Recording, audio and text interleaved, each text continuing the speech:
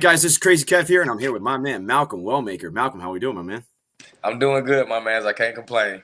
Yes, sir. So you got a fight coming up, my man, in a couple weeks. Talk to us a little bit more about that matchup and how you're kind of feeling going into this one.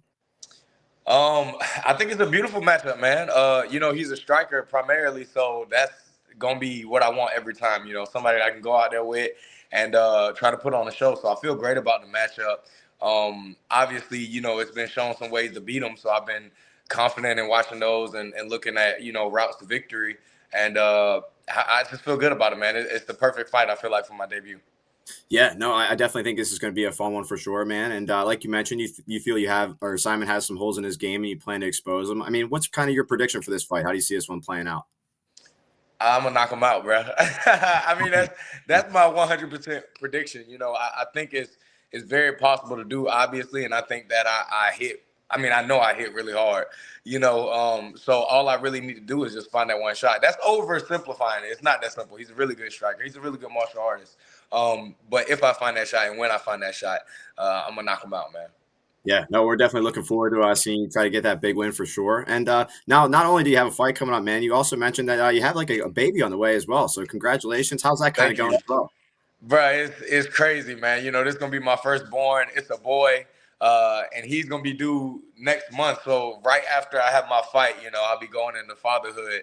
Super excited about it, man. We had a baby shower. They gave us so much stuff. We still trying to put stuff together before the baby get here. You know what I mean? Dressers and cribs and all this stuff.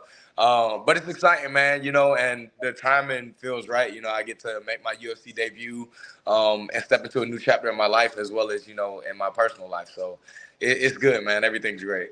Yeah, no, it definitely sounds awesome, man. And not only do you have a kid on the way, you also mentioned that you adopted a dog not too long ago. I mean, what's what kind of dog Yeah. you got, man? Talk to us more I about definitely did. Moo, come here. that. Oh, nice.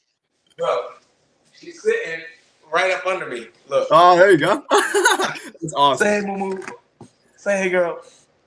She be chilling, bro. She literally sitting right up under me right now. That's so funny. Yeah, she's a pit, but I think she's mixed with something, man. But yeah, she stays under me 24/7. I mean, if I walk from the kitchen to the bedroom, she follows me the whole time. She stays by my foot, and we thought she was gonna be, obviously closer to my old lady, but nah, she stays by my heels all day, every day, man. No, that's definitely awesome. Dogs are awesome. I also have a mixed pit bull as well, so that's awesome. You can have the same dogs too. Love her to death. She's such a lover, man, for sure. Yeah, no, that's awesome. There's definitely some good stuff outside of fighting. And, getting back into your fight, man, I mean, who's maybe some of the training partners that are maybe helping you be the best version of you for this camp? Man, for sure, man. Absolutely. One of my head coaches, Joel Fagler, he wasn't in my corner at the Contender Series fight because we only got two corners. But he's been in all my corners for pretty much all my fights. It's the family. It's Pops, his older son, Jake, and then his younger son, Joel. Those are my three coaches for all my fights.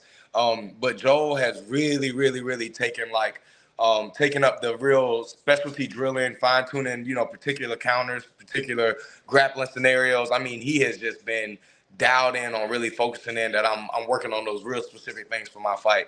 And man, it's come along great. Yeah, no, it definitely seems like it's coming along great. I'm definitely looking forward to seeing it in a few weeks. And, another thing I was curious about, I mean, this is your UFC debut. I mean, what do you want the fans to kind of learn about you with this upcoming fight? Oh, man.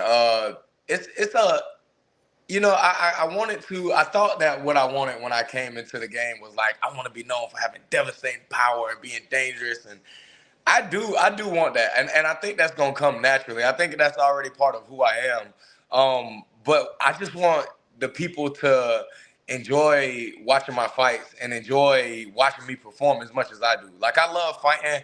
I love flowing around, moving on the feet, dodging punches, hitting people with clean counters. I love that part of fighting, and that's what I bring every time I compete. And the way that I love that style, I want the world to love that style and love it when they see me do it. So I'm excited to go out there and just introduce myself to the world, man. That's really what I'm shooting for.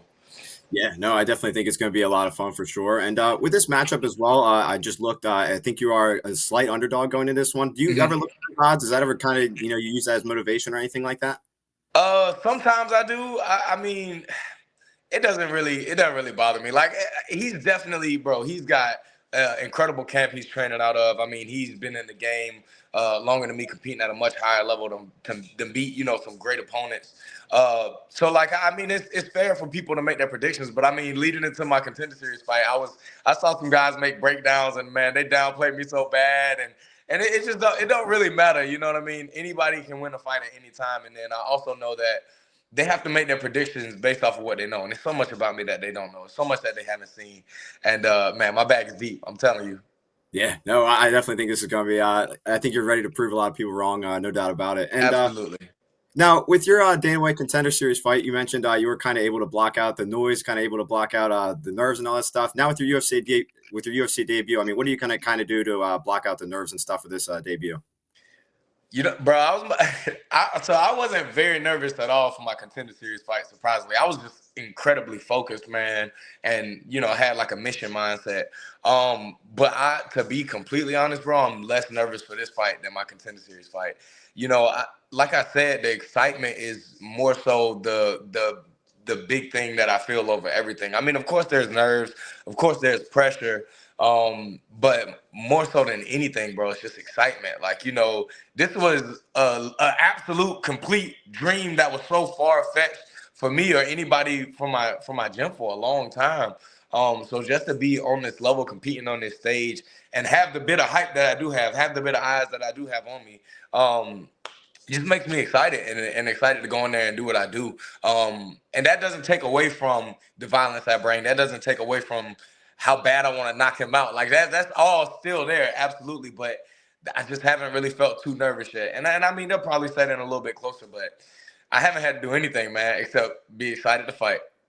Yeah, no, it's definitely awesome to hear. And with your Dana White Contender Series fight, I mean, after you got the big win, or even maybe before your fight, was there any cool behind the scenes stuff that might have happened with that Dana White Contender Series fight before or afterwards? I mean, yeah, they've got the Dana White Contender Series where they do a next level little season, and they have the camera guys come out to the city and stuff like that. So they came out to the city, man, and they got to see just how in touch with the community we are, how many people, how many supporters we have. When I first got home from Vegas at the airport, they surprised me. There was so many people in the airport with signs and all this stuff, celebrating my victory, just stuff like that. And even the camera crew even came out. We had the worst hurricane we've ever seen in this area, Hurricane Helen, hit, last year.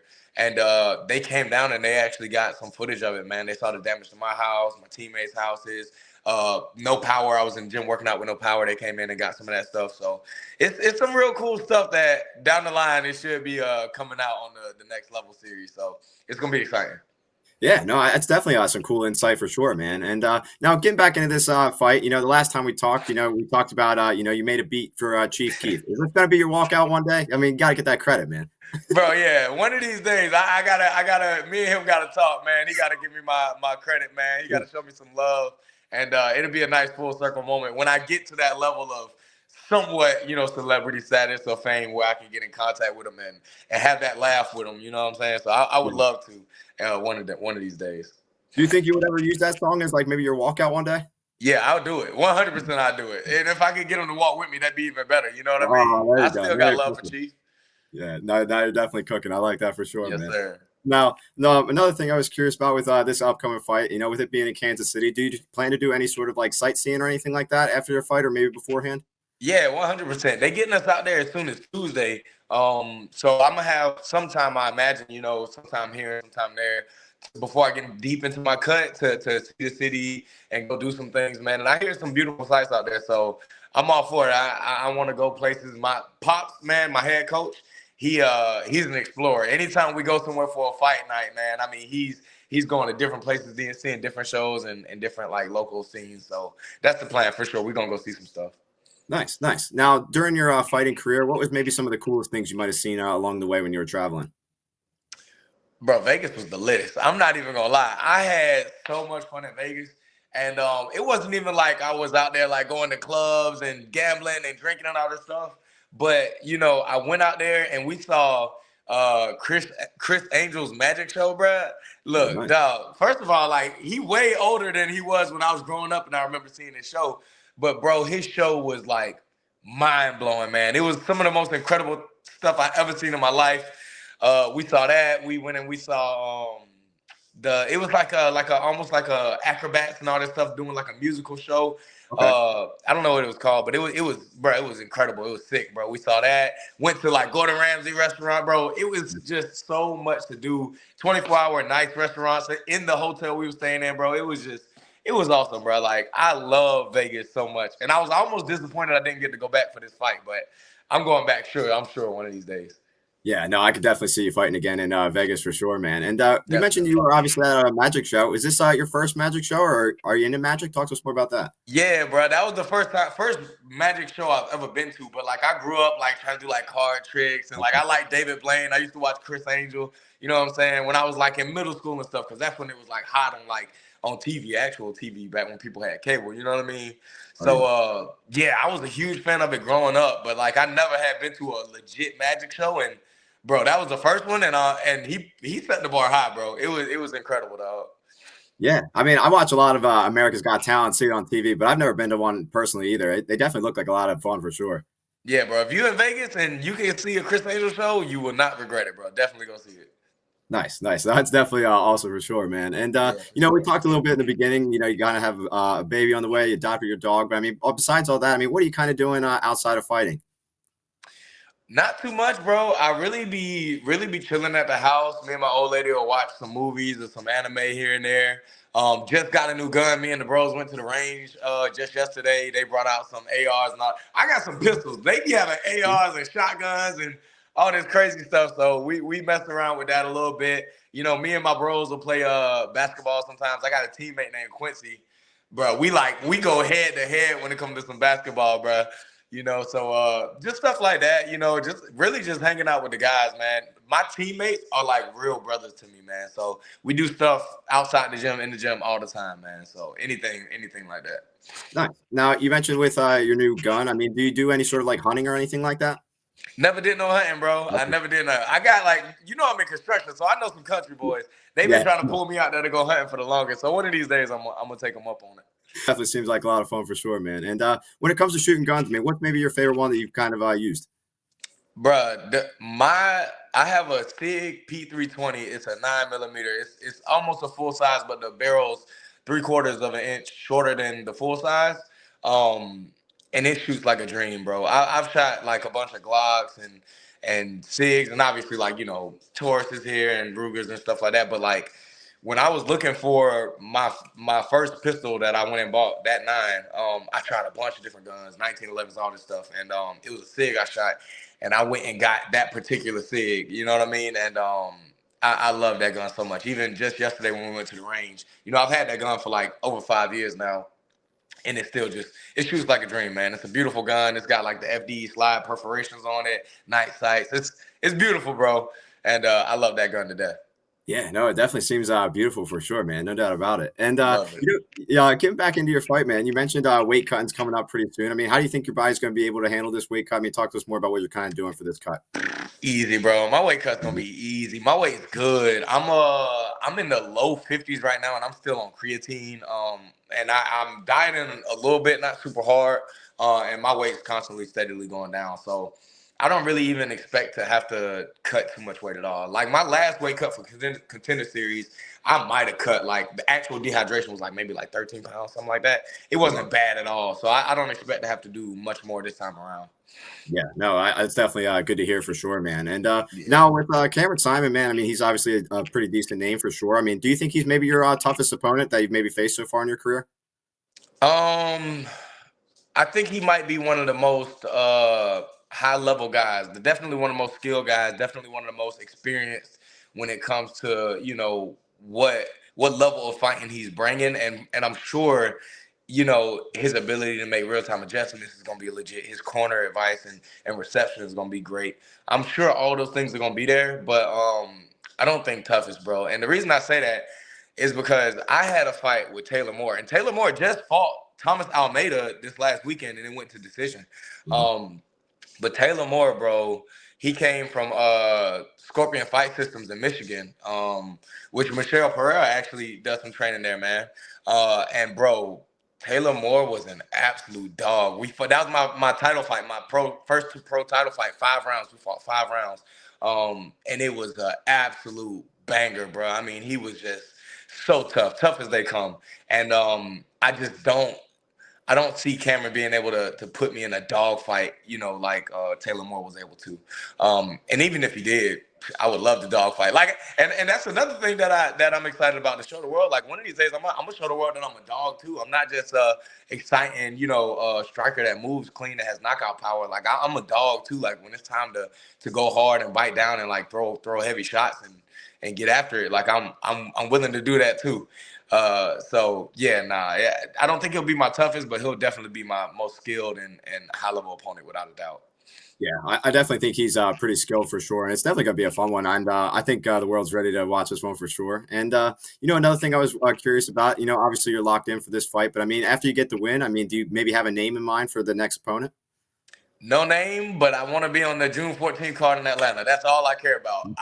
If I come out of this fight healthy, no major injuries, where I can do a quick turnaround like that, I am dying to get on that Atlanta card. I mean, it's 2 hours away from my house, and they haven't come to Atlanta since I've been in the sport myself.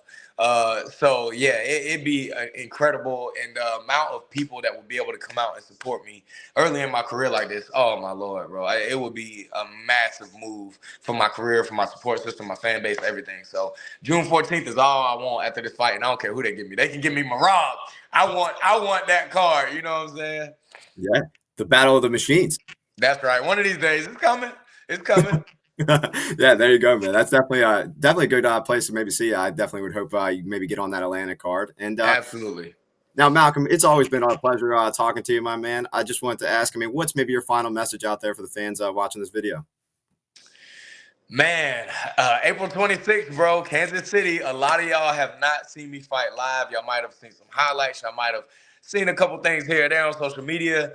I am coming out there and I'm going to give y'all something to love and enjoy and make y'all excited to see me for the next coming years in the bantamweight division in the UFC. So tune in and don't miss it. That's right. We're not going to miss it for sure, man. And we're looking forward to that fight in a couple weeks. And thank you so much for taking the time right before it. And best of luck, my man. Thank you so much. I appreciate it, Kev.